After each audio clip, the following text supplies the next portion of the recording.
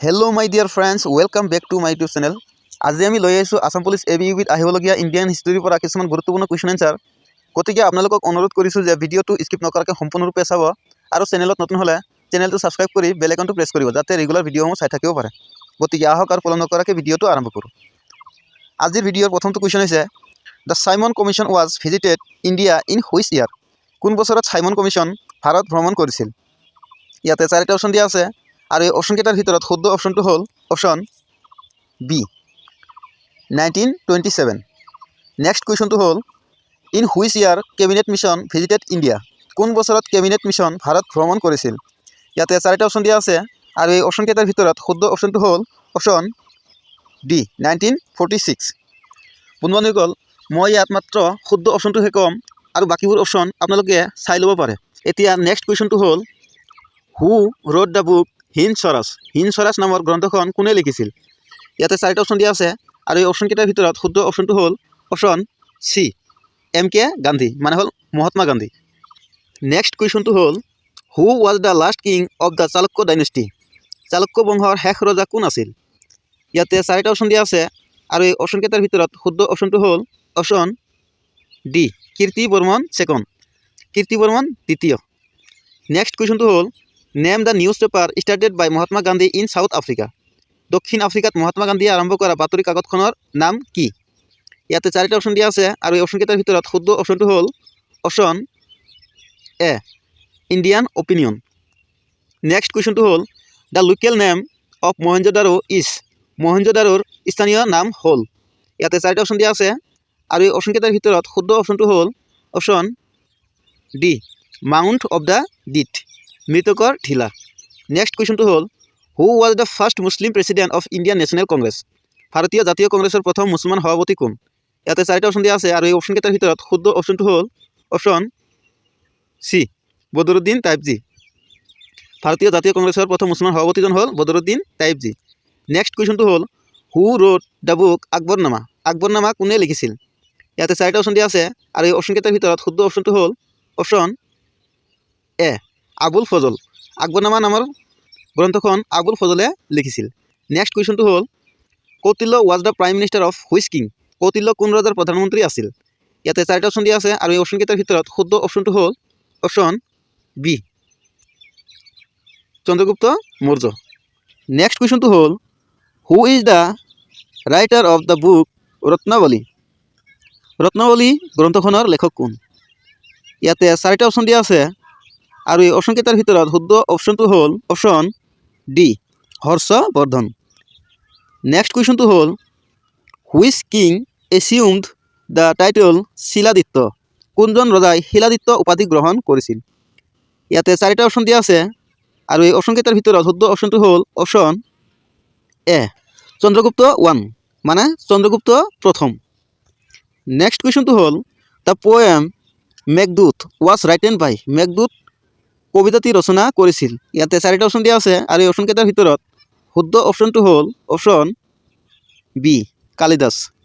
Next কুৱেশ্যনটো হ'ল, হু কমিশ্যনড the construction of জামা মছজিদ ইন দিল্লী? দিল্লীৰ জামা মছজিদ নিৰ্মাণৰ দায়িত্ব কোনে দিছিল? ইয়াতে চাৰিটা অপশ্যন দিয়া আছে আৰু এই অপশ্যনকেইটাৰ ভিতৰত শুদ্ধ অপশ্যনটো হ'ল অপশ্যন বি, শ্বাহজাহান। নেক্সট কুৱেশ্যনটো হ'ল, who was the first Muslim invader in India? ভাৰতৰ প্ৰথম মুছলমান আক্ৰমণকাৰী কোন আছিল? ইয়াতে চাৰিটা অপশ্যন দিয়া আছে আৰু এই অপশ্যনকেইটাৰ ভিতৰত শুদ্ধ অপশ্যনটো হ'ল option D, Muhammad bin Qasim. Next কুৱেশ্যনটো হ'ল, the first battle of Panipat was fought in the year? পানিপথৰ প্ৰথম যুদ্ধ বছৰটোত হৈছিল? ইয়াতে চাৰিটা অপশ্যন দিয়া হৈছে। এই অপশ্যনকেইটাৰ ভিতৰত শুদ্ধ অপশ্যনটো হ'ল অপশ্যন বি, 1526। পানিপথৰ প্ৰথমটো যুদ্ধ হৈছিল 1526 চনত। নেক্সট কুৱেশ্যনটো হ'ল, in which year battle of বাক্সাৰ ৱাজ ফাউট? কোন চনত বাক্সা যুদ্ধ হৈছিল? ইয়াতে চাৰিটা অপশ্যন দিয়া আছে আৰু এই অপশ্যনকেইটাৰ ভিতৰত শুদ্ধ অপশ্যনটো হ'ল অপশ্যন বি, 1764। নেক্সট কুৱেশ্যনটো হ'ল, দ্য জালিয়ানৱালাবাগ মাছাকাৰ টুক প্লেচ ইন দ্য ইয়াৰ? বছৰটোত সংঘটিত হৈছিল জালিয়ন বালাবাগ হত্যাকাণ্ড মানে কোন বছৰত জালিয়ান বালাবাগ হত্যাকাণ্ড সংঘটিত হৈছিল ইয়াতে চাৰিটা অপশ্যন দিয়া আছে আৰু এই অপশ্যনকেইটাৰ ভিতৰত শুদ্ধ অপশ্যনটো হ'ল অপশ্যন ডি 1990 1919 চন নেক্সট কুৱেশ্যনটো হ'ল হু অৰ্ডাৰ্ড দ্য শ্বুটিং এট জালিয়ানৱালাবাগ জালিয়ানৱালাবাগত গুলীচালনাৰ নিৰ্দেশ কোনে দিছিল ইয়াতে চাৰিটা অপশ্যন দিয়া আছে আৰু এই অপশ্যনকেইটাৰ ভিতৰত শুদ্ধ অপশ্যনটো হ'ল option B Reginald Dyer next কুৱেশ্যনটো হ'ল in which year Benaras Hindu University was established কোন বছৰত বেনাৰস হিন্দু বিশ্ববিদ্যালয় স্থাপন হৈছিল ইয়াতে চাৰিটা অপশ্যন দিয়া আছে আৰু এই অপশ্যনকেইটাৰ ভিতৰত শুদ্ধ অপশ্যনটো হ'ল অপশ্যন চি 1916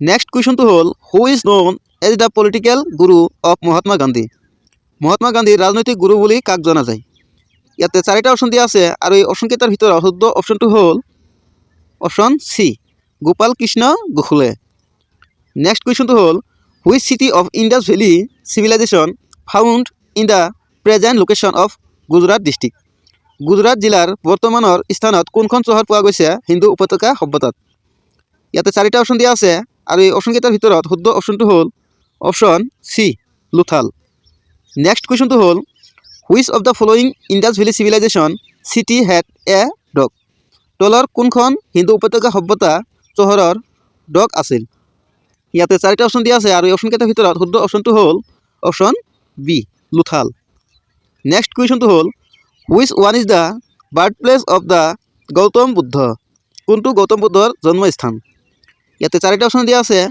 আৰু এই অপশ্যনকেইটাৰ ভিতৰত শুদ্ধ অপশ্যনটো হ'ল অপশ্যন বি লুম্বিনী নেক্সট কুৱেশ্যনটো হ'ল who was the founder of পালা ডাইনেষ্টি ইন কামৰূপত পাল বংশৰ প্ৰতিষ্ঠাপক কোন আছিল ইয়াতে চাৰিটা অপশ্যন দিয়া আছে আৰু এই অপশ্যনকেইটাৰ ভিতৰত শুদ্ধ অপশ্যনটো হ'ল অপশ্যন এ ব্ৰহ্মপাল নেক্সট কুৱেশ্যনটো হ'ল আৰু আজিৰ আটাইতকৈ শেষৰ কুৱেশ্যনটো হ'ল who was the author of ৰাজতৰংগিনীৰ লেখক কোন আছিল ইয়াতে চাৰিটা অপশ্যন দিয়া আছে আৰু এই অপশ্যনকেইটাৰ ভিতৰত শুদ্ধ অপশ্যনটো হ'ল অপশ্যন বি কলহন